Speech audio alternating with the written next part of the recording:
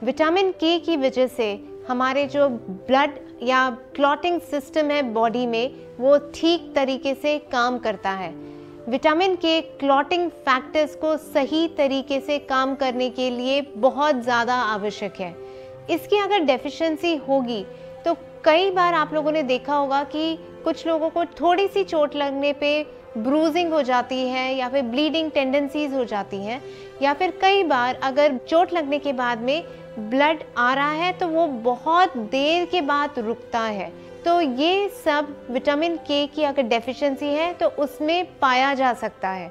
कुछ लोगों को नाक से खून निकलना या फिर माउथ से खून निकलना, और कई बार अगर ब्लैक स्टूल्स हो तो ये भी विटामिन के की डेफिशिएंसी की वजह से ब्लीडिंग टेंडेंसीज की वजह से हो सकता है।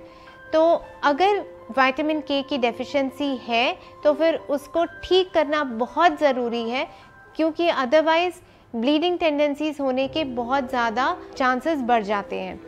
किन लोगों में विटामिन के की डेफिशिएंसी ज़्यादा हो सकती है?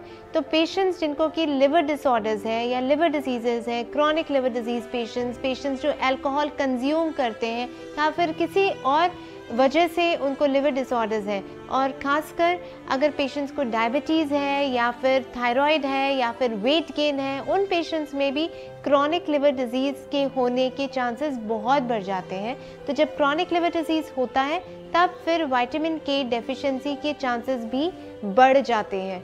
सो इन सब पेशेंट्स में हमें बहुत ध्यान रखना होता है कि हाँ, अगर शरीर में कोई खून के चित्ते आ रहे हैं जिसके कि पेटिके या फिर एकिमोसिस बोलते हैं, या फिर किसी तरह की ब्लीडिंग हो रही है, तो फिर विटामिन के की डेफिशिएंसी हो सकती है और उसके लिए हमें मेडिकेशंस लेनी चाहिए।